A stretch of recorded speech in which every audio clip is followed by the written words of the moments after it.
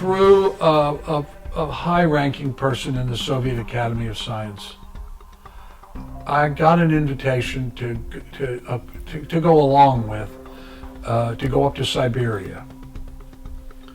And I went up to Siberia to one of those cities that weren't on the map, didn't officially exist, had a number. There was sort of security cities. It's hard to even conceive of it, but there were cities in Siberia, in the Soviet Union, that had some kind of national security purpose in part. And I met a group and spent a couple of days with the group of physicists and also geologists. At some point, for reasons that I don't remember anymore, we got to talking about shamanism. Well, shamanism began in Siberia. And as we talked, they said to me, "Oh, well, you know something about this." And I said, "Well, yeah, I've studied it in Central and South America and the United States and parts of Europe. And oh, would you like to meet some Siberian shamans?" They said. "We're going to have a healing ceremony." I said, "Absolutely." And we went to this ceremony that took place in one of those Soviet bloc apartment buildings. And these three guys came in and they just looked like the physicists. There was nothing special about the way they looked. But in any case, we did this healing ceremony. And at the end of the ceremony, one of the shamans, was a man about 45 years old, right? Looked like a worker. There was nothing particularly that made him stand out. Typical sort of Siberian Russian working man. He reached in his shirt and he pulled out, and he had a reindeer scrotum that had been tanned. And it was his little medicine bag. And I had seen similar medicine bags with Rolling Thunder, a Shoshone medicine man had a little medicine bag that he wore, right? So I looked at this and I recognized, I knew it was a scrotum, I could tell that.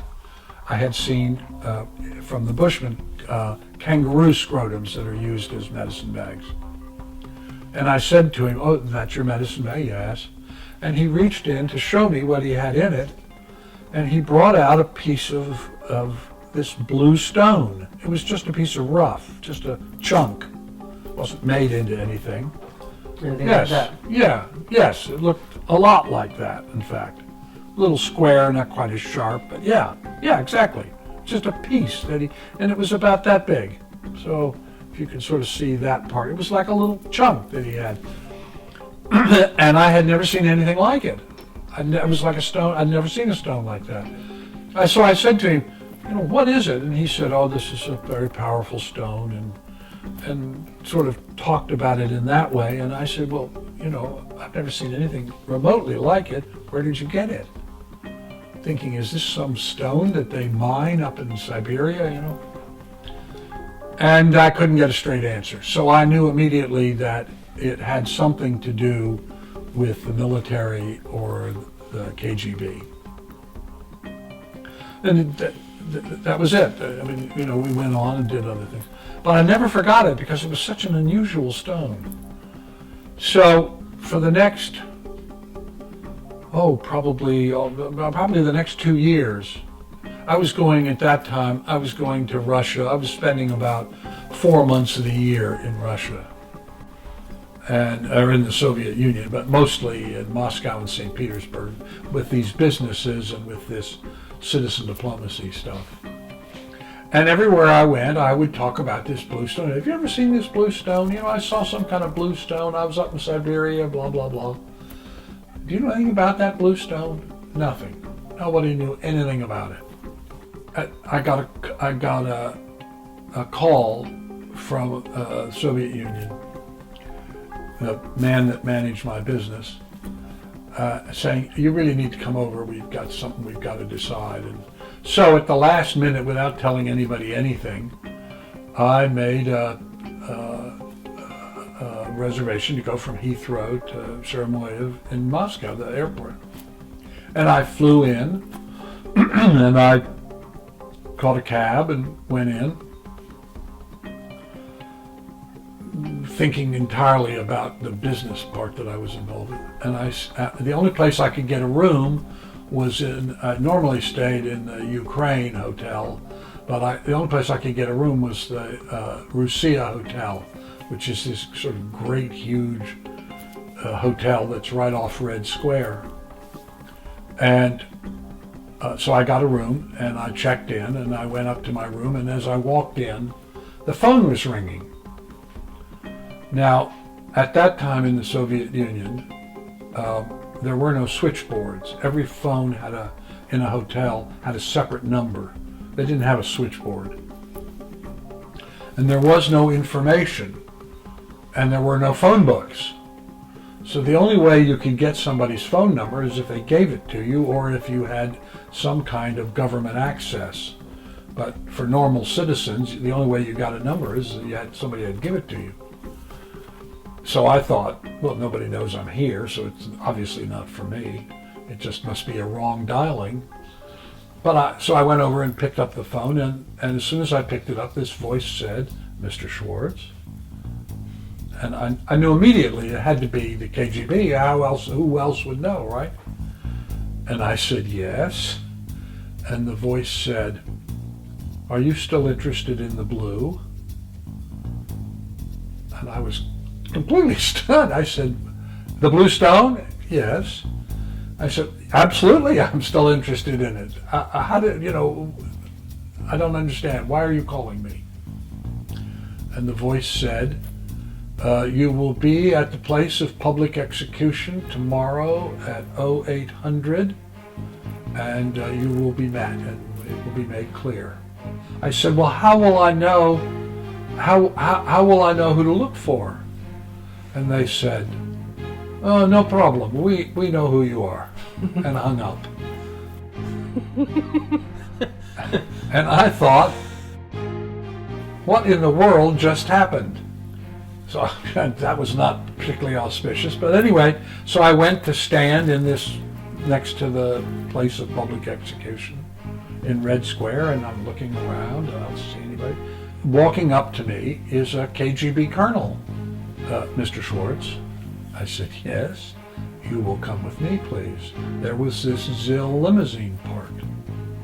Zill was a kind of, looked sort of like an old Packard, a cross between a Packard and a Lincoln Continental from the 40s or 50s.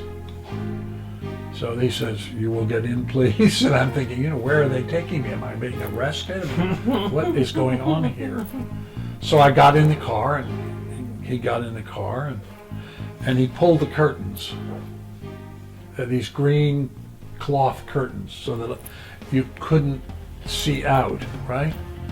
I mean, this is also not confidence making. Yeah. And we start driving, and after we're driving for a little while, I thought, well, what's going on? So I pulled the curtain back on the side of the window.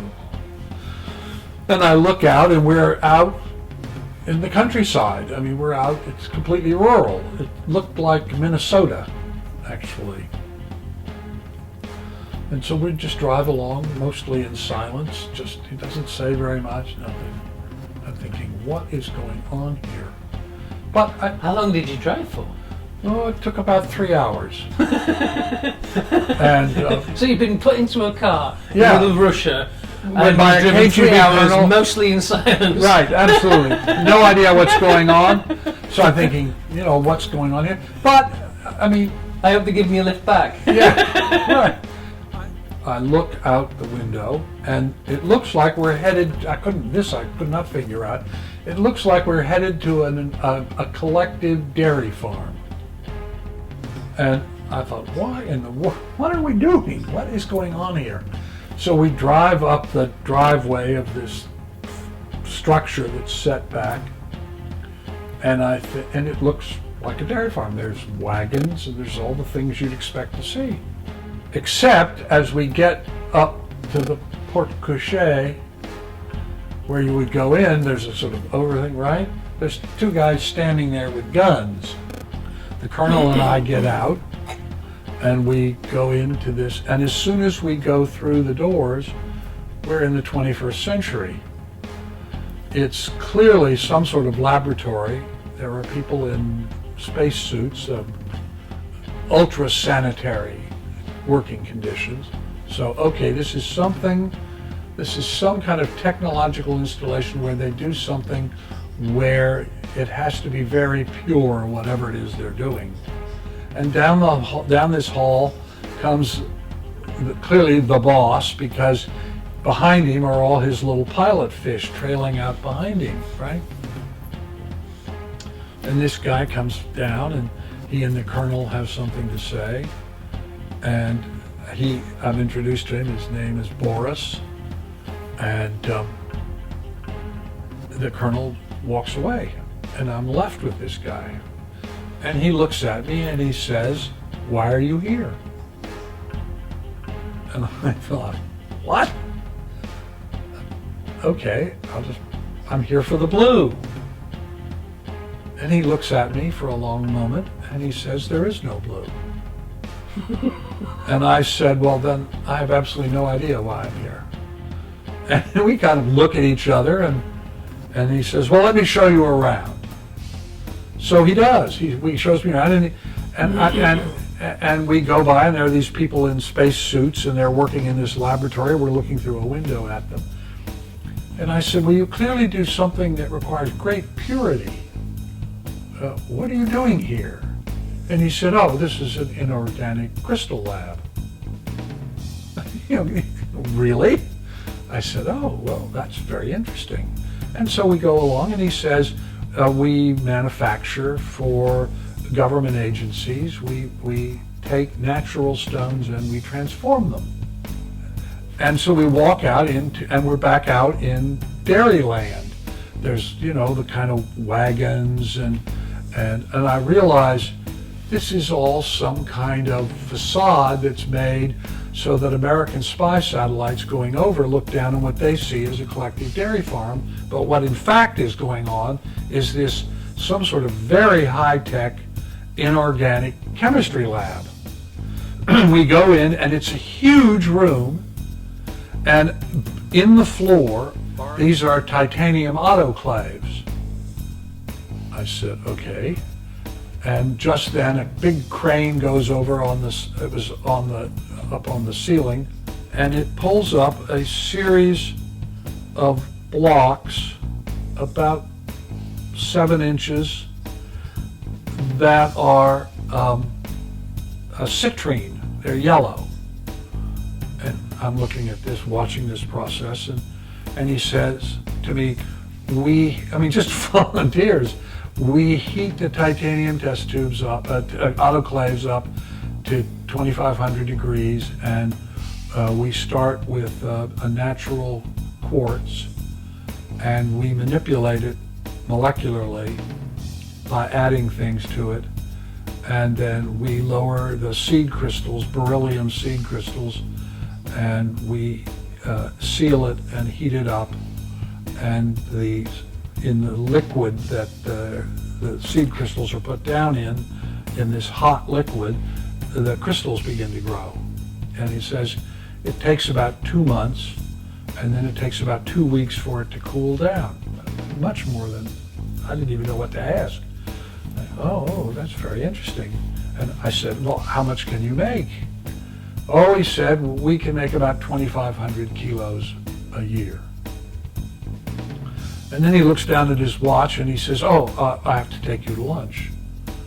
And so, okay, and we walk back, and as we're walking back across the courtyard in what would have been a stables were it an actual dairy farm, I see these babushka ladies, the ladies with the scarves, and they're packing something into wooden boxes. There's 2 women doing this, and the paper blows off of whatever it is they're wrapping up in paper, and I look at it, and it's the blue. It's this same blue. So I thought, oh, okay. So he takes me into a dining room, big dining room, probably seat 20 people, but there's only 2 places set at either end, not near each other, at either end. And there's two chefs with their toques, and he tells me, please sit down, and he goes away.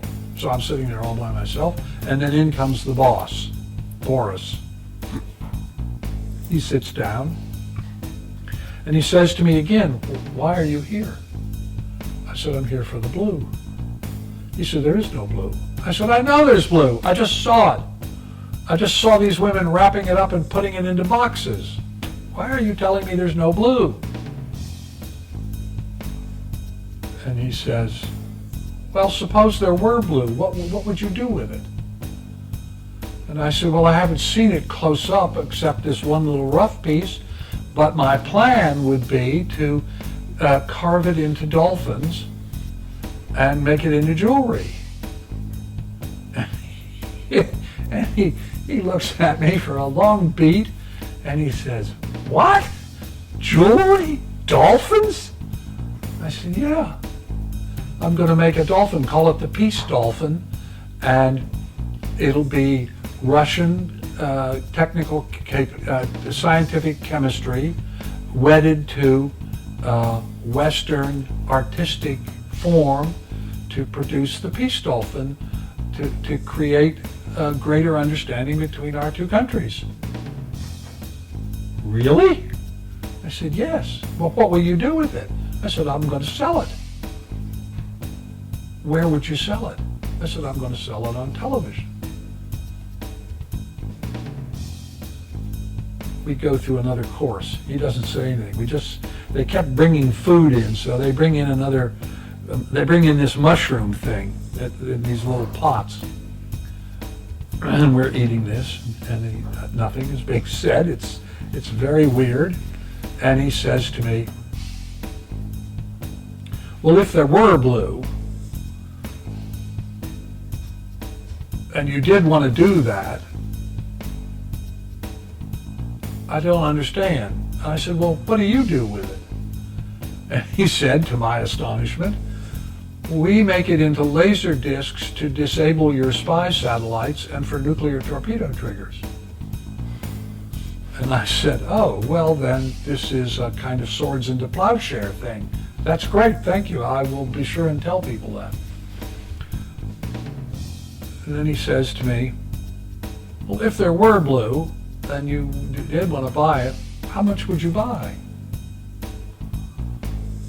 And I remembered what the guy had told me, and I said, well, ideally I'd like to start with 1,000 kilos. And without a word, he gets up and walks out. Okay, what have I said to be offensive? And he's gone. Another course goes by. There's this course after course of food. And so another course goes by, and he comes back in. And he looks at me and says, what would you pay? So while he was gone, I was thinking, well, how much money have I got in the bank, and who could I call to put up some more money, and blah, blah, blah. So I quoted a number, and he said, would that be in hard currency? I said, absolutely. Let me see if I understand this correctly. You're prepared to buy 1,000 kilos immediately, and you're prepared to pay this price. And I said, yes. Are there any requirements? And I said, yes, I want to examine every single kilo, because I didn't trust them. All right, okay. We'll be in contact. So the next day I get a call that says, the following day, you will be outside at 0800, and a car will pick you up. And the next day I go out, there's a car, I get in the car, we go out to this kind of warehouse, and they have all these boxes of this blue, and I make them unpack the whole thing. And it took all day, and I looked at each block to see that they were all the same quality and everything, and put my initials and a number on it, and packed it up. We go out to the airport, we drive right out on the revetment, which is not something you do normally.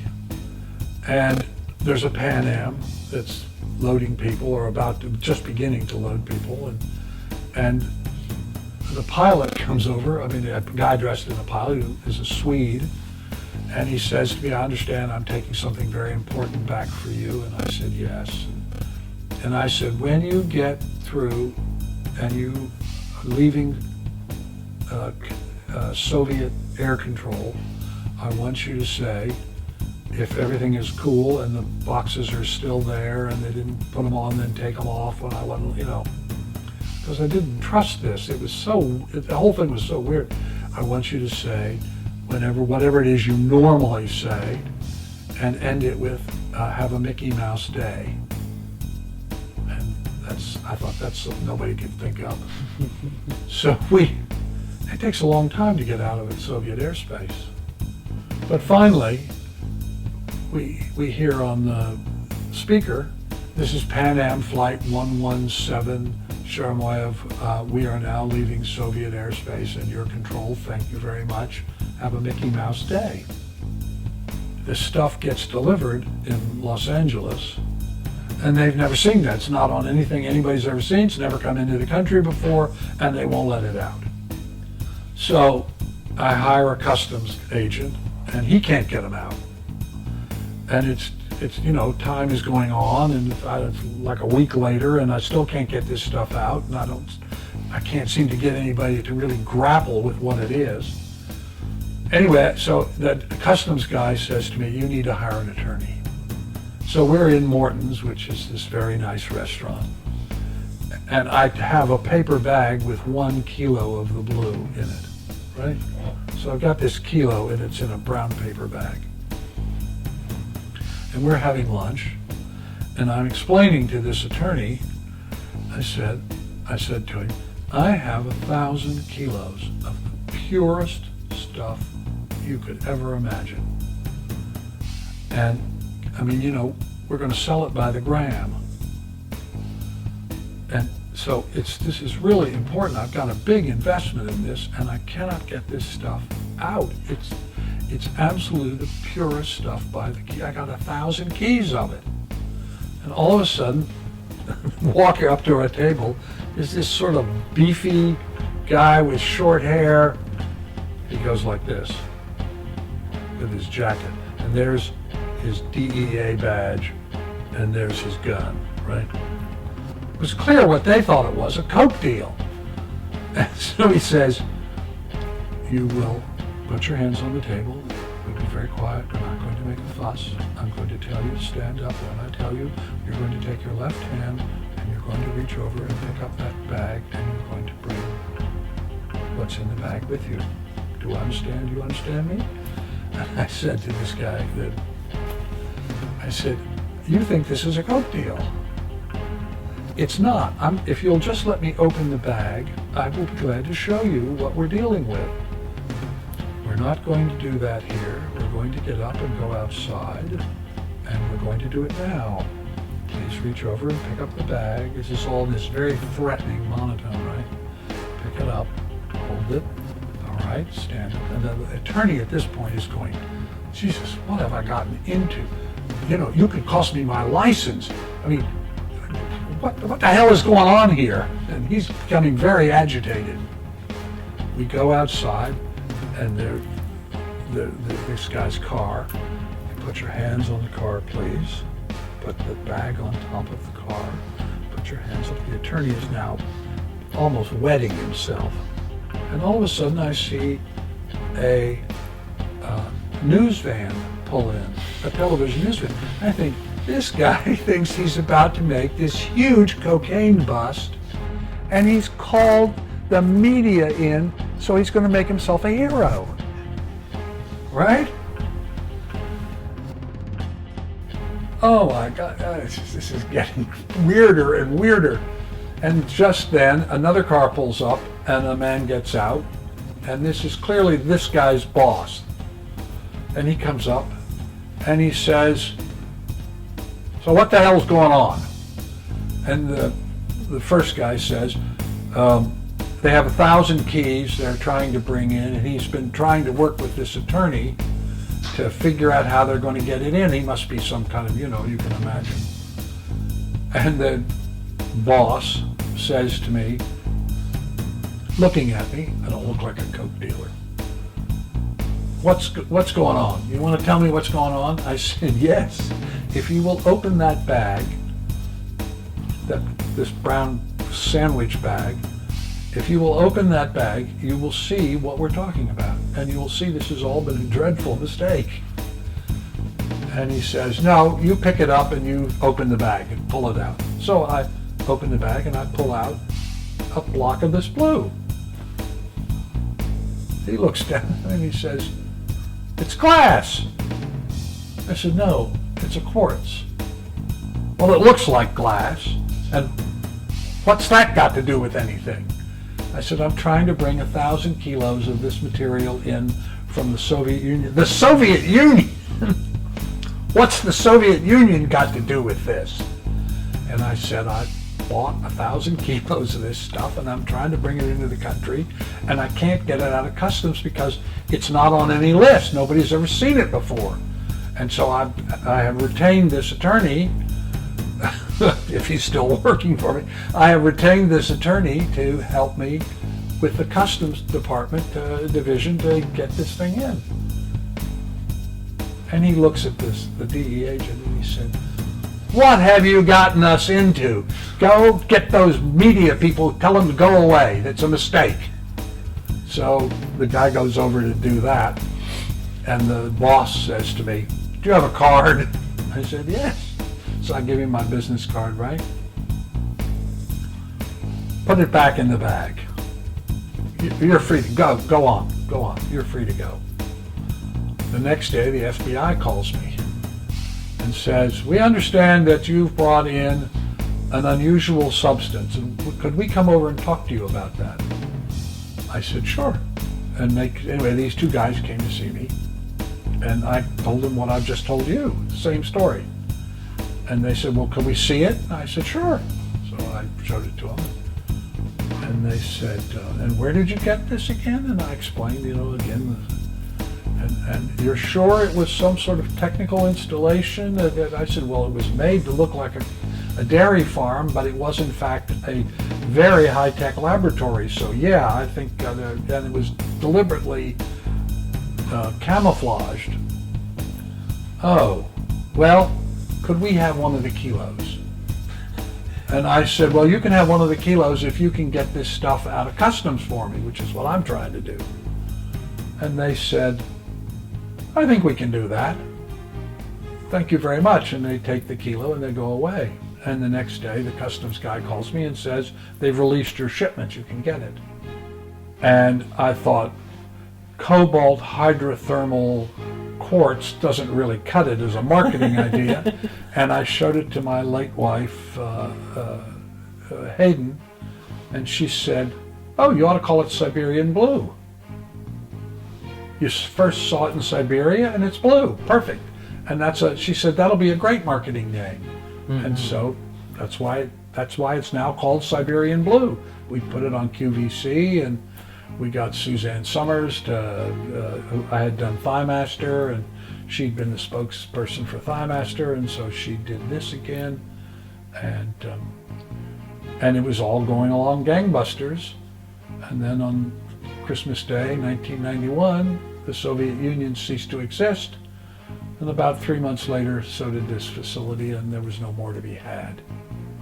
And so, although people do make small amounts in sort of desktop autoclaves, it's not of the same quality. It's paler and it's not as pure. Yeah, there's a lot of inclusions. Yeah, so it's lots of this material, the original Siberian Blue. Because they used it for lasers, they made it with the utmost purity, because they wanted it to laze for just a few wave numbers. And they didn't want anything to alter that. Now, why blue, why those wave numbers, what that has to do with American spy satellites, I haven't a clue. But what I do know is that this is absolutely the purest Siberian Blue. And as I took it around and talked to people about it, people who were shamanically interested became really fascinated with it, which actually surprised me. I mean, I had first met it in the context of shamans, but when I showed it to people who were into shamanic paths, and particularly once I started carving it and making it into things, this as an example, this little obelisk, I took this to a healing center where they were doing, I guess you would say, shamanic healing. And they just went wild for this and began to use it. I gave them some chunks and they began to use it and talk about it. And then one thing led to another, and suddenly on the internet it began to appear, all of these statements about how it was useful in shamanic meditation, ceremonies. And so it's developed this whole other reputation. Siberian Blue has become a matter of not only great interest, but is recognized as important in various ceremonial activities to open to altered states of consciousness, which I think is wonderful and exactly what I had hoped would happen, but didn't really believe. I mean, I didn't know how to make it happen, but I was hoping. And so the idea that this material that was made during a war, during the Cold War, deliberately involved with a kind of warfare, was transformed into this healing stone, I think is quite wonderful. Absolutely. They're incredibly powerful ones.